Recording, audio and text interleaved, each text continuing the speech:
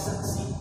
Ngertilah si A itu memang bohong, ngertilah si A itu memang ngapusi, kok dikowani-wani jadi saksine si A. Berarti yang kedua, sampai berbuat dosa, berbuat kejelekan, berbuat kezaliman, mendolimi pihak yang kedua, mendolimi si Ingkang nomor 3 diterangkan wafali sulah annahu dhalaman ladzi syahidalah. Yang nomor 3, orang yang menjadi saksi bohong itu berbuat kejelekan, berbuat dosa, berbuat kezaliman terhadap siapa? Terhadap pihak pertama. Wong kang dikosekseni. Kezaliman dari sisi apa? Sampean berani menjadi saksi kepada si A, dikos semerap kadung si A ini ngapusi, si A ini bohong, si A ini punya indikasi tujuan yang tidak baik, kok dikowani jadi saksi, berarti podo mawon dikok menjerumuskan si A di dalam nerakanya Allah Subhanahu wa Ta'ala. Berarti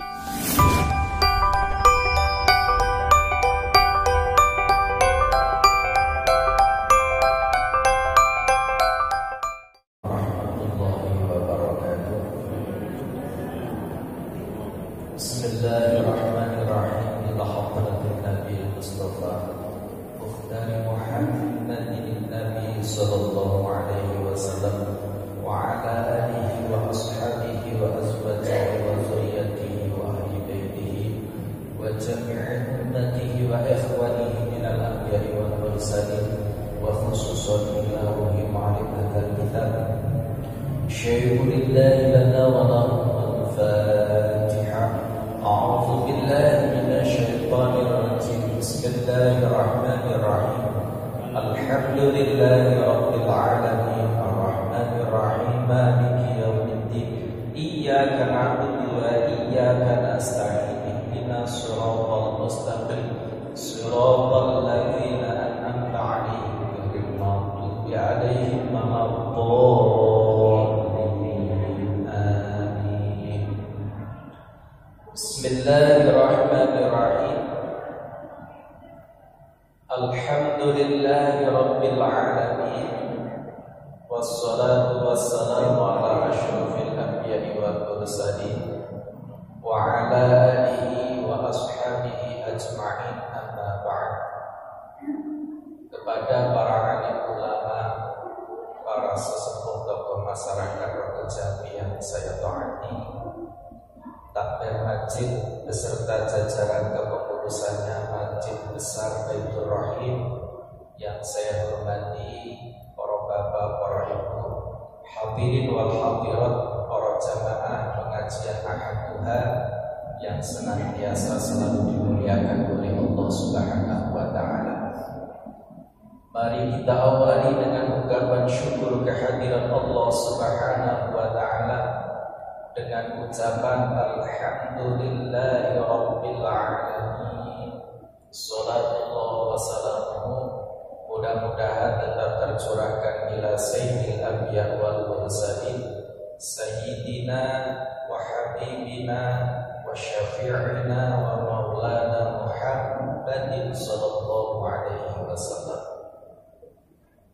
Para bapak, para ibu, jamaah pengajian Ahad Duha yang dimuliakan oleh Allah Subhanahu wa Ta'ala, untuk pada pagi hari ini pengajian Ahad Duha yaitu adalah kajian kitab Al-Arba'in An-Nawawiyah pada hadis yang ke-33. Bismillahirrahmanirrahim. Al-haditsu tsalitsu wa tsalatsuna an Ibnu Abbas radhiyallahu anhuma anna Rasulullah sallallahu alaihi wasallam qala law yuqan nasu bi da'wahum latta'a rijalun amwala qaumin dima'ahum lakinnal bayyinatu 'ala al-mudda'i wal yaminu 'ala man ankara. Haditsun hasanun rawahul Baihaqi wa ghairuhu hakadza wa ba'du bisahih. Hadis yang nomor 33 para jamaah diriwayatkan dari Imam Ibnu Abbas radhiyallahu anhu, kanjeng Nabi dawuh, "Law yuqan nasu bi da'wahum ladda'a rijalun amwala qaumin dima'ahum. Seandainya manusia ini diberi kebebasan untuk mengaku hak milik orang lain, seandainya itu diberi kebebasan, maka banyak manusia ini yang mengaku harta milik orang lain, tidak hanya hartanya tok, bahkan darah nyawa pun orang lain akan diambil. Ini seandainya di dalam syariat hukum agama tidak ada aturan terkait mengenai masalah mengaku hak milik orang lain. Lakinil bayyinatu 'alal mudda'i wal yaminu 'ala man ankar. Tapi nanti bagi orang yang mengaku hak milik orang lain, mau mengambil hak milik orang lain, itu harus ada bukti yang kuat. Dan juga harus siap berani disumpah. Tatkala ingin mengaku dan mengambil hak milik orang lain. Hadis ini hadis yang hasan, diriwayatkan oleh Imam Baihaqi. Para jamaah yang dimuliakan oleh Allah Subhanahu wa taala. Jadi terkait hadis daunnya Kanjeng Nabi ini, kesimpulannya para bapak, para ibu, para jamaah, kita itu tidak diperbolehkan untuk mengaku mengambil hak orang lain. Lebih-lebih yaitu adalah dengan sumpah, tapi sumpahnya ini yaminul kadzib, sumpah bohong, sumpah palsu, karena demi untuk mengambil dan memiliki hak orang lain. Ini sangat dilarang oleh Rasulullah Sallallahu Alaihi Wasallam. Para bapak, para ibu, para jamaah yang dimuliakan oleh Allah Subhanahu wa taala, Kanjeng Nabi dawuh, "Man yaqtata'a haqqa imri'in muslimin bi yaminihi faqad aujaballahu lahu naran wa harama 'alaihi jannah." Kanjeng Nabi dawuh, barang siapa yang mengaku dan mengambil hak milik orang lain dengan sumpahnya, tapi sumpah yang bohong, dengan sumpah palsu, makanya dia itu betenangsal sekedik-sekedik itu sumpah, betenangsal itu sidik-sidik wong itu sumpah, demi Allah yakin busuk manekete itu betenangsal. Jadi sumpah itu kalau memang tidak benar-benar kita butuhkan untuk menguatkan sesuatu yang hak, lebih baik kita jangan mudah sumpah. Lebih-lebih kok sumpahnya ini sumpah bohong, sumpah palsu, ada indikasi tujuan ingin mengambil, memiliki hak orang lain. Masya Allah, didakwakan oleh Kanjeng Nabi, barang siapa yang sumpah karena ingin untuk mengambil dan memiliki hak orang lain yang bukan miliknya, Kanjeng Nabi dawuh, faqad aujaballahu lahu nar wa harama 'alaihi jannata, maka orang yang sumpah palsu ini akan wajib masuk ke dalam neraka dan diharamkan oleh Allah masuk ke dalam surga. Nauzubillahi min dzalik. Setelah Kanjeng Nabi dawuh ini, sahabat matur kali Kanjeng Nabi, "Qila ya Rasulullah, wa in kana syai'an yasira." Seandainya dengan sumpah palsu, sumpah bohong itu, wahai ya Rasulullah, yang mau diambil hak milik orang lain itu syai'an yasira, sesuatu yang sedikit, itu hukumnya bagaimana Kanjeng Nabi? Bagaimana jawaban Kanjeng Nabi? Kanjeng Nabi dawuh, wa in kana tabiban min araqin, meskipun yang mau diambil dimiliki hak orang lain dengan sumpah palsu itu, meskipun hanya sesuatu yang sedikit, Kanjeng Nabi dawuh, meskipun hanya satu batang kayu arok. Napa kayu arok? Kayu siwak. Meskipun sak lencer kayu siwak, kadung tumbas para bapak para ibu regane niku paling 5.000 sampai 10.000 paling larang. Meskipun hanya satu batang kayu arok, kayu siwak, itu hak orang lain diambil dengan sumpah palsu, sumpah bohong itu tadi, maka diharapkan masuk ke dalam neraka, diharapkan masuk ke dalam surga, dan orang ini wajib masuk ke dalam neraka. Nauzubillahi min dzalik. Makanya masya Allah, ya, sumpah palsu ini kudu hati-hati.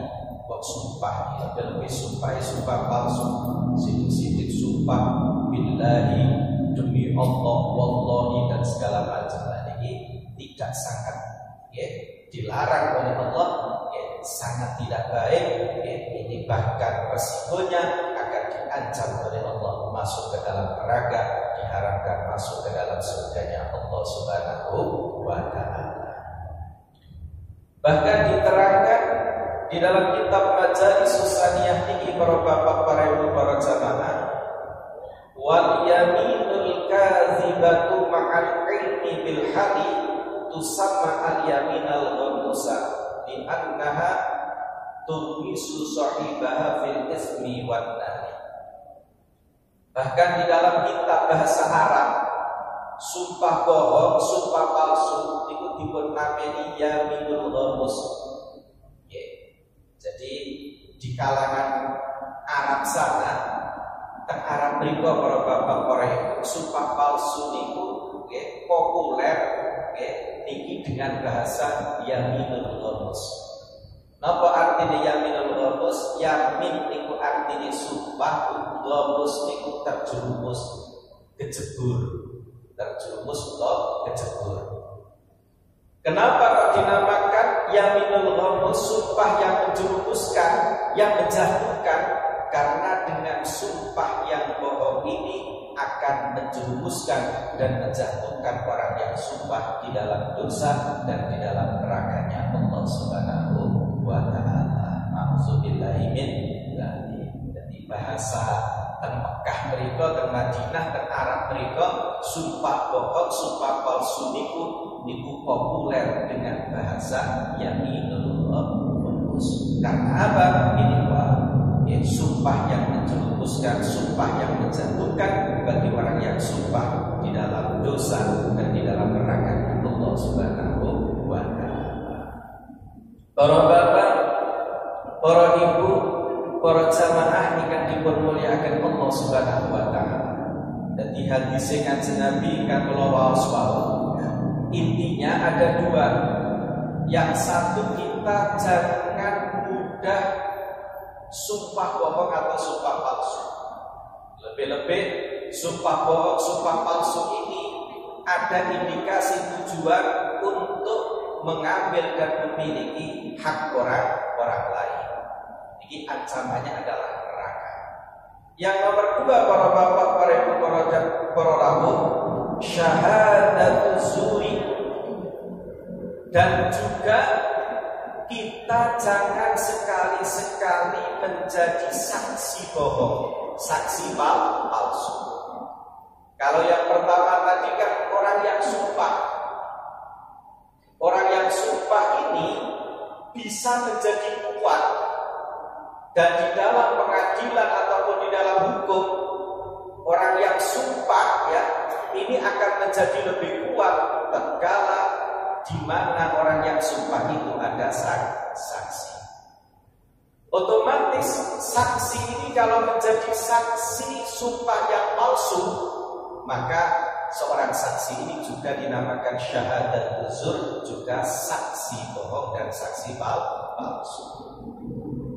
Contoh para bapak, para ibu, para jamaah, para rawuh, si A ini sumpah sampai berani sumpah wallahi billahi, karena hanya ingin untuk mengambil hak milik orang lain, supaya keinginan si A ini bisa kuat dan bisa tercapai dan itu bisa dibenarkan, itu harus ada saksi. Nah, saksi ini tahu benar-benar ya, kalau yang sumpah itu adalah orang yang bohong. berani menjadi saksi kebohongan, tahu kalau itu adalah bohong. Tapi mungkin ya sekarang ini Pak dan para bapak, para saudara, para rawuh banyak modus segala cara. Ya Allah, kadang-kadang ini dugi yang setunggal melebu ngomong macam-macam ngeten matur tukang siji pamitan kira-kira jarak 20 menit seperempat jam enten yang lebet malih. Sebagai apa orang yang kedua? Sebagai saksi membenarkan orang yang pertama tadi. Padahal itu adalah semua modus penipuan, hanya untuk menipu seseorang, hanya untuk mengambil hak milik orang lain. Hati-hati, syahadat zur, saksi yang bohong ini dosanya juga tidak kalah besar dengan dosanya orang yang bohong. Para bapak, para saudara, para rawuh, jamaah ingkang dipermuliakan Allah Subhanahu wa taala, wa'lamu anna syahadata zuri aidan minal kabair. Bahkan diputerangaken syahadat zur, saksi bohong itu adalah menjadi salah satu dosa besar. Jadi salah satu dosa besar. Jadi saksi bohong, kang sumpah bohong itu juga menjadi salah satu dosa besar. Yang menjadi saksi bohong, saksi palsu juga itu dosanya dosa besar. Bahkan dipun dawuhaken kali Kanjeng Nabi Muhammad sallallahu alaihi wasallam, anan Nabiya sallallahu alaihi wasallam qama khatiban faqala ayyuhan nasu adalat syahadatu zuri syirkam billahi. Diterangkan di saat Rasulullah ini khutbah, di saat Rasulullah khutbah pada kesempatan salah satu sholat Jumat, salah satu khutbah yang pernah disampaikan oleh Rasulullah Sallallahu Alaihi Wasallam, Kanjeng Nabi dawuh di dalam khutbahnya, ayyuhan nasu adalah syahadat zuri syirkam billahi. Ketahuilah para manusia, ketahuilah para jamaah, sesungguhnya syahadat zur, saksi bohong, saksi palsu itu dosanya sama seperti syirik kepada Allah Subhanahu wa taala. Padahal syirik ini para bapak, para ibu, para jamaah, para rawuh, salah satu dosa besar, bahkan dosa yang tidak diampuni oleh Allah Subhanahu wa taala, itu adalah syirik kepada Allah Subhanahu wa taala. Ternyata syahadat zur, menjadi saksi bohong, saksi palsu, itu didawuhkan oleh Rasulullah di saat Kanjeng Nabi khutbah, yaitu dosanya sama saksi bohong ini dengan dosa syirik kepada Allah Subhanahu wa ta'ala. Dan ini juga pernah didawuhkan kali Kanjeng Nabi Muhammad sallallahu alaihi wasallam. Kanjeng Nabi dawuh, ala unabbiukum bi akbaril kabairi salasa. Kanjeng Nabi ini pernah dawuh kepada para sahabat, wahai sahabat, apakah kamu semua tidak mau saya ceritakan dosa yang paling besar, wahai sahabat? Itu diulang oleh Rasulullah 3 kali, para bapak, para saudara, para rawuh. Wahai sahabat, apakah kamu tidak mau kalau saya ceritakan dosa yang paling besar, wahai sahabat? Berikut jawab sahabat, qulna bala ya Rasulullah. Nggih purun Kanjeng Nabi, dosa napa ingkang paling agung niku Kanjeng Nabi? Kanjeng Nabi dawuh, qala al-isyraku billahi. Yang pertama, dosa yang paling besar itu adalah syirik, menyekutukan kepada Allah Subhanahu wa taala. Artinya syirik itu pundi para bapak, para ibu, para rawuh? Kadung kufur, sifat kufur. Kalau orangnya namanya kafir, itu adalah orang yang tidak iman, tidak percaya, dan tidak menyembah kepada Allah Subhanahu wa taala. Itu kufur, dianina kafir. Kalau dosa syirik, namanya orangnya musyrik, syirik itu adalah menyekutukan Allah. Percaya kepada Allah, iman kepada Allah, menyembah kepada Allah, tapi juga iman kepada selain Allah. Contohnya apa? Iman kali dukun. Loro niki jare dukun kang gawe tangga wetane omah niku masak-masak. Percaya nek iso loro iki weteng gedhe kang ngihir tangga wetane umumnya. Percaya dengan dukun. Tapi kalau ditanya iman kepada Allah, iman. Percaya sampai dari usul percaya, tapi ternyata sisi lain juga percaya dengan dukun. Itu berarti namanya syirik. Syirik itu dosa yang paling besar yang sulit diampuni oleh Allah Subhanahu wa taala. Sing nomor kali kanjeng Nabi Daud wa uququl walidaini. Dosa yang paling besar itu adalah berani kepada orang tua, alias menjadi anak durhaka. Di YouTube, masya Allah, viral di YouTube masa saya ada anak durhaka kepada ibunya di saat ibunya sholat. Kepala ibunya ini para bapak itu diinjak-injak, ditek-itek. Kali anaknya lanang ini di saat di sholat. Sakit anak itu jadi wedus nih kok. Sikile jadi wedus, tangannya jadi wedus, endasnya di atas sumit. Saya buka tak YouTube, anak durhaka yang jadi kambing pun jadi buka. Jadi anak durhaka, niku kali Gusti Allah azabil langsung seketika niku diberi azab oleh Allah. Ibu sholat, endasnya ibu ini. Karena apa? Yang Allah alam nopo alasan.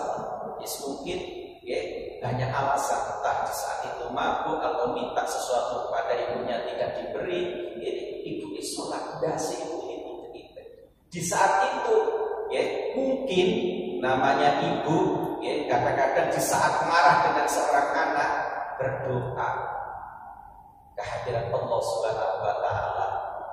Berdoa dalam keadaan sujud, dalam keadaan sholat. Yang doa itu orang tua seorang ibu mendoakan anaknya. Ingat, doaul walidi ala waladihi ka doain nabi ala ummatihi. Doanya orang tua, utamanya ibuku, niku mustajabah mati didawakan kali kanjeng Nabi seperti doanya Nabi. Dungone wong tuwek terutama ibu kali anak-anake iku mustajabah mati kelas tingkatan dungone matine seperti doanya Nabi.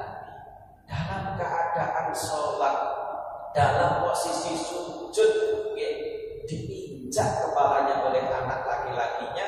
Mungkin di saat itu ibunya ini marah, berdoa kehadiran Allah, langsung mustajabah. Setelah itu anaknya berubah menjadi kambing, sikile dadi sikile wedhus aniki terus endase iki metu suhune para bapak para ibu para jamaah orang.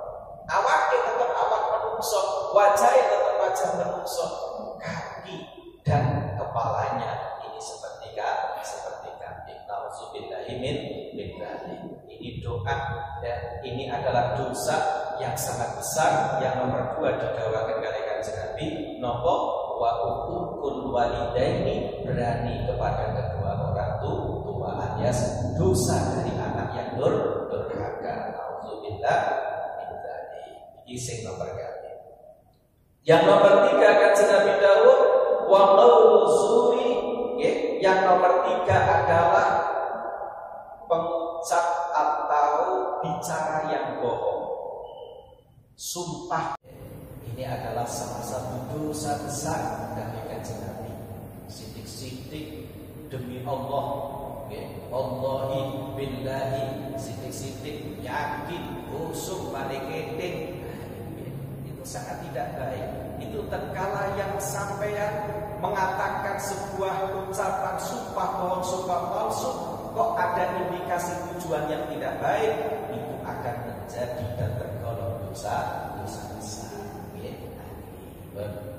Terus yang nomor 4 kan Nabi Dawud termasuk tergolong dosa besar wa syahadatu zuri, saksi bohong, saksi palsu.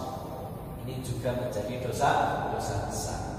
Lah, kang sumpah bohong dosa besar pantes lumrah, tapi saksinya pun ini didakwakan kalian Nabi juga itu menjadi dosa, tergolong jadi dosa besar.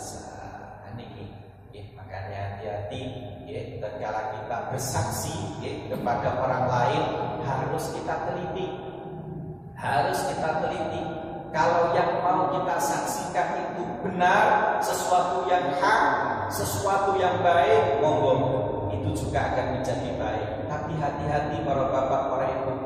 Sebaliknya sakwang sulit kadung kan yang mau kita menjadi saksi, orang yang kita saksikan itu dengan tujuan yang tidak baik. Hati-hati, syahadat zur, saksi bohong, saksi palsu, saksi untuk kemungkaran, saksi untuk kebatilan, itu termasuk tergolong dari dosa besar. Para bapak, para ibu, para jamaah ingkang dipermuliakan Allah Subhanahu wa taala, ini nopo kok saksi palsu, saksi bohong itu kok tergolong dari dosa besar? Karena di dalam saksi bohong itu ada 4 perbuatan dosa, ada 4 perbuatan yang tidak baik. Maka saksi bohong itu menjadi tergolong dosa besar. Napa niku 4 perkara?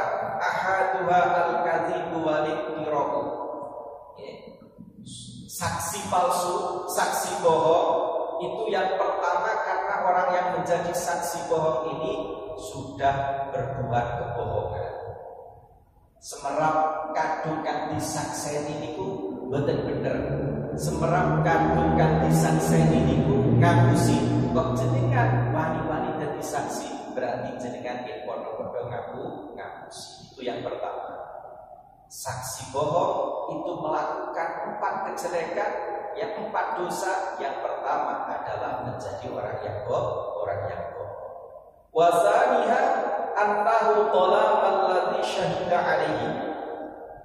Yang nomor 2, orang yang menjadi saksi bohong itu melakukan kezaliman. Yang nomor 2, kezaliman terhadap siapa? Terhadap pihak kedua, pihak yang dirugikan. Contohnya diko dadi saksine si A. Si A ini sampai sumpah ya, karena ingin mengambil, memiliki harta miliknya si B. Si B, jadi si A ini ngaku-ngaku kadung sepeda motor si B ini sampai sepeda motor si A. Si A ini ngaku-ngaku sampai sumpah tanai si B ini sampai si Y riwayate niku tanai wong tuweke, akhirnya dijaluk kali si A. Padahal itu tidak, itu bohong. Hanya si A ini benar-benar kepingin mengambil harta milik dari si B. Lah kok wani-wani dadi saksi. Ngertilah si A itu memang bohong, ngertilah si A itu memang ngapusi. Kok diko wani-wani dadi saksine si A, berarti yang kedua sampai berbuat dosa, berbuat kejelekan, berbuat kezaliman, mendolimi pihak yang kedua, mendolimi si B. Ikan nomor 3 diterangkan wasali surah annahu dhalama alladhi syahidalah. Yang nomor 3, orang yang menjadi saksi bohong itu berbuat kejelekan, berbuat dosa, berbuat kezaliman terhadap siapa? Terhadap pihak pertama. Wong kan dikosekseni. Kezaliman dari sisi apa? Sampean berani menjadi saksi kepada si A, dikos semerap kadung si A ini ngapusi, si A ini bohong, si A ini punya indikasi tujuan yang tidak baik, kok diko wani dadi saksi, berarti podo mawon diko menjurumuskan si A di dalam neraka Allah Subhanahu wa taala. Berarti kejelekan dosa yang dilakukan bagi orang yang saksi bohong, yaitu yang ketiga menzalimi orang yang disaksikan alias pihak pertama, ayat contohnya si A. Iku ingkang nomor 3. Ingkang nomor sekawan wa rabi'uha annahu abaha ma haramallah. Yang nomor 4, dosa kejelekan yang dilakukan oleh orang yang menjadi saksi bohong adalah menghalalkan sesuatu yang diharamkan oleh Allah Subhanahu wa ta'ala. Jelas ngerti kadung si A ini tujuannya arepe ngakali si B, kadung si A ini arepe ngapusi si B. Kalau si A ini punya tujuan ingin mengambil miliknya si B, sampean ngerti kadung itu sebuah tipu daya, ngerti kadung si A itu ngapusi, ngerti kadung si A itu bohong, tapi diko belani, diko wanita disaksi, berarti diko menghalalkan sesuatu yang diharamkan oleh Allah Subhanahu wa ta'ala, menghalalkan sesuatu yang dilarang oleh Allah Subhanahu wa ta'ala. Maka dari itulah para bapak, para ibu, para jamaah, para rawuh, karena saksi bohong itu telah melakukan 4 kejelekan, 4 perbuatan dosa, maka syahadat zur, saksi bohong, saksi palsu itu min jumlatil kabair, tergolong dari dosa-dosa besar yang sulit diampuni oleh Allah Subhanahu wa ta'ala. Mugi-mugi kula lan tika sedaya para bapak, para ibu, para jamaah senantiasa dipun paringi pakunan, dipun paringi taufik, dipun paringi hidayah dumateng kersanipun Allah Subhanahu wa taala. Mugi-mugi hati nurani kula panjenengan sedaya selalu digerakkan, diberi petunjuk oleh Allah untuk bisa menuju dan menjalankan ila siratal mustaqim, jalan yang baik, jalan yang benar, jalan yang diridhoi oleh Allah Subhanahu wa taala. Dan mudah-mudahan kita semua selalu diberi kekuatan iman Islam kita semua hingga sehingga kula panjenengan becah kanthi tetap dalam keadaan iman, becah kanthi dalam keadaan Islam, becah kanthi husnul khotimah. Amin amin ya rabbal alamin. Al-Fatihah. A'udzu billahi minasyaitonir rajim. Bismillahirrahmanirrahim. Alhamdulillahi rabbil alamin. Ar-Rahmanir Rahim. Maliki yaumiddin. Iyyaka na'budu wa iyyaka nasta'in. Ihdinas siratal mustaqim. Siratal ladzina an'amta 'alaihim ghairil maghdubi 'alaihim waladdallin. Amin. Wassalatu wassalamu ala asyrafil anbiya'i wal mursalin walhamdulillahi rabbil alamin. Allahumma ighfir lana wa li walidina wa li masyayikhina wa li jami'il muslimina wal muslimat wal mu'minina wal mu'minat al-ahya'i minhum wal amwat.